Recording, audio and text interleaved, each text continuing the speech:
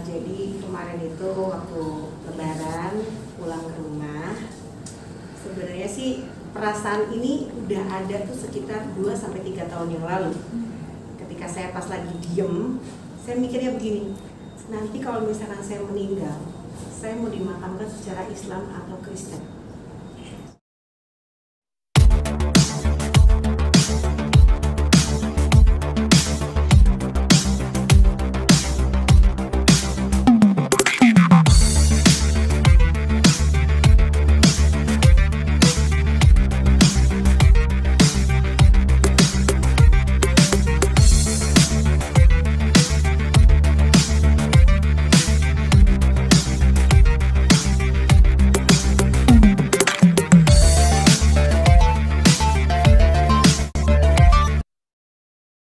Apa kabar para sahabat?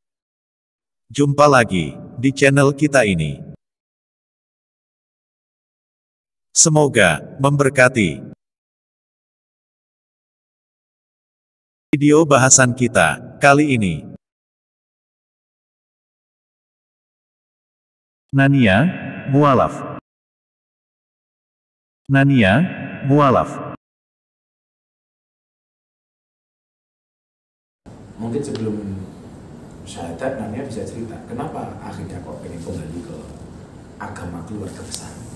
Sebenarnya sih kalau dibilang simpel, sangat simpel, tapi ternyata ini benar-benar yang namanya arti itu mendalam. Jadi kemarin itu waktu Lebaran pulang ke rumah, sebenarnya sih perasaan ini udah ada tuh sekitar 2-3 tahun yang lalu. Ketika saya pas lagi diem, saya mikirnya begini, nanti kalau misalkan saya meninggal, saya mau dimakamkan secara Islam atau Kristen.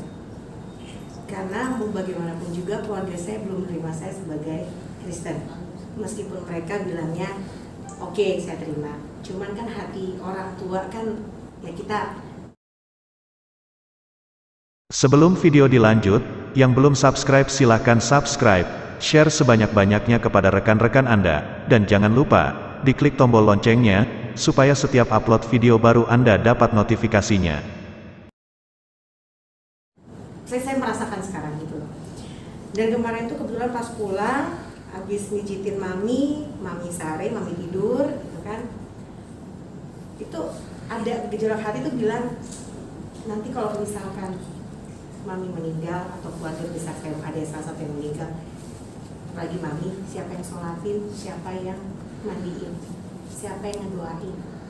Terus saya punya anak perempuan, kalau misalnya saya meninggal pun juga siapa yang doain, siapa yang mandiin. Karena gimana pun juga yang tidak satu frekuensi itu tidak mungkin nembus doanya. Apalagi leluhur, apalagi guru-guru saya semuanya keluarga besar saya semuanya muslim. Dan kemarin itu pas pulang sebelum bikin video klip di single yang baru ini, jujur saja saya sudah mengosongkan semuanya perasaan saya. Saya nggak mau terima dari A atau B, saya benar-benar netral, saya kosong sampai akhirnya saya pulang, saya bilang sama mami sama bapak kalau saya sudah akan kembali memeluk agama Islam. Sebenarnya simpel sih, cuman ternyata dampaknya luar biasa. Dampaknya luar biasa. Dan sekarang ketika saya udah mengutarakan itu ke orang tua, mami sama bapak, beban selama ini tuh kayak enteng banget rasanya, tuh kayak apapun bakal saya hadapi, saya nggak akan takut lagi karena saya punya keluarga besar, saya punya gimana ya, kasarnya begini nih, yang kemarin itu saya akan menjadikan namanya pengalaman saya. Ilmu nggak mungkin lah berhenti sampai di situ aja kan, pasti banyak ilmu dari mana-mana gitu. Ya saya menyikapinya seperti itu aja. Dan hari ini saya minta sama Gus Miftah untuk membimbing saya lagi untuk memeluk agama Islam. Saya juga minta doanya agar saya bisa istiqomah. Amin. Sampai saya meninggal nanti, dan saya bisa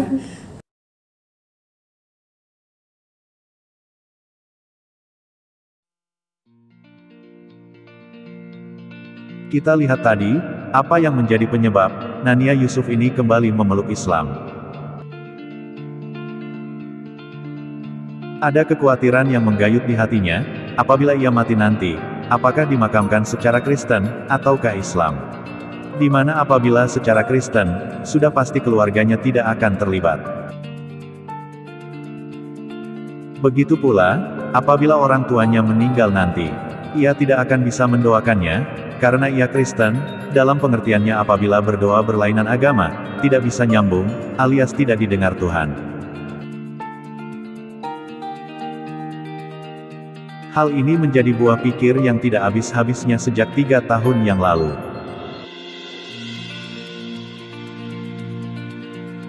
Dari situ, dapat kita ketahui, Nania masih buta kebenaran di dalam iman Kristen. Sungguh sayang, selama 13 tahun sebagai orang Kristen, nampaknya pengetahuan Nania tentang Kristen tetap jalan di tempat, alias tidak berkembang. Nania mungkin sekali tidak terlibat dalam PA, penelaahan Alkitab, pemuridan dan yang semacam, yang bertujuan meningkatkan iman melalui pengetahuan akan firman Tuhan. Karena itu, sudah pasti, Nania tidak paham dasar iman Kristiani, sehingga terganggu dengan masalah kematian yang ditakutkannya itu. 1. Pertanyaan. Kenapa, dalam kegalauannya yang selama 2 atau 3 tahun itu, Nania tidak mencari jawab dari firman Tuhan yang sudah ia imani, atau kepada sesama orang Kristen dan juga bertanya kepada gembala di mana ia bergereja? Apabila itu sudah dilakukannya, maka jelas di sini, Nania hanya berpikir soal keluarga saja. Itu adalah masalah tersendiri dan itu adalah kesalahan di mata Tuhan. Kita lihat firman-Nya. Matius pasal 10 ayat 37. Barang siapa mengasihi bapa atau ibunya lebih daripadaku, ia tidak layak bagiku, dan barang siapa mengasihi anaknya laki-laki atau perempuan lebih daripadaku, ia tidak layak bagiku.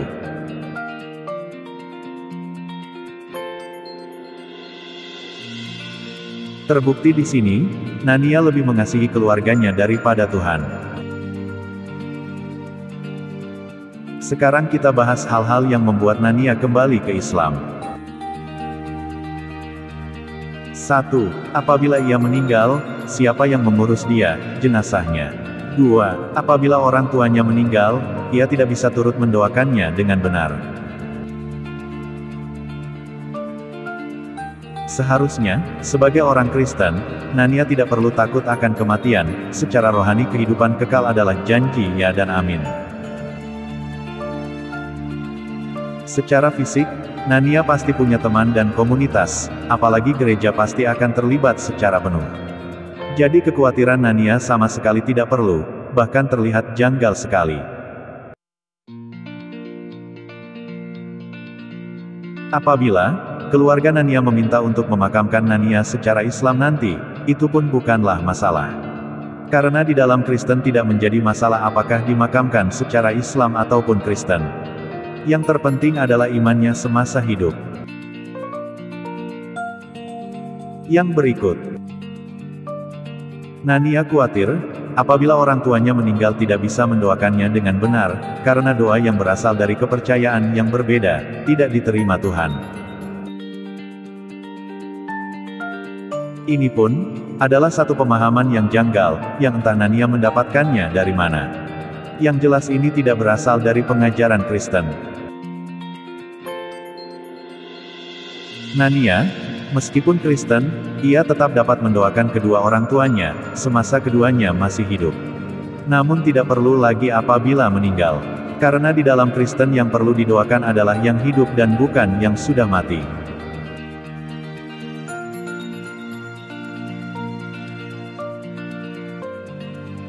Jadi Nania, masih lekat dengan iman Islam. Karena itu, kembalinya Nania ke Islam sudah tepat. Terbukti di sini, pemahaman Nania itu bukanlah berdasarkan iman Kristen, bahkan cenderung ke pemahaman Islam, agamanya sebelum Kristen. Kita lihat cuplikan video berikut. Nania idol, sebelum saya masuk penjara dia pernah melayani bersama saya. Dia menyanyi waktu di Bitung, Manado. Saya waktu itu dengan istri, tetapi memang kelihatan dia manusia keras kepala ya, karena selama 4 hari melayani di sana, dia selama 4 hari saya itu KKR, kemudian seminar, KKR, seminar, dia tidak pernah hadir di dalam khutbah-khutbah saya. Padahal khutbah-khutbah saya itu berkaitan dengan perbandingan agama, perbandingan Islam dan Kristen. Saya KKR di depan kantor wali kota Manado, wali kota Bitung waktu itu, biasa. Tetapi yang saya maksud di sini bagaimana Nania Idol itu tidak melibatkan diri dalam khutbah-khutbah saya. Jadi kalau dia datang itu hanya pada waktu dia menyanyi. Setelah itu tidak, dia kembali ke hotel. Di sini jelas sekali kualitas kekristenan Nania. Dia tidak rindu untuk senantiasa mendengar pembahasan firman Tuhan. Nania hanya fokus pada menyanyi, yang merupakan bagiannya, yang tentunya ada honor dari panitia yang diterimanya. Namun, perlu diingat, Nania sudah termeteraikan darah Kristus pada waktu pembaptisan. Akankah itu bisa membuat Nania kembali ke Kristen?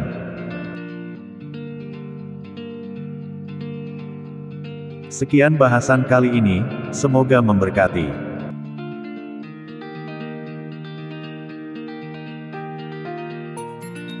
Nania memang Muslim,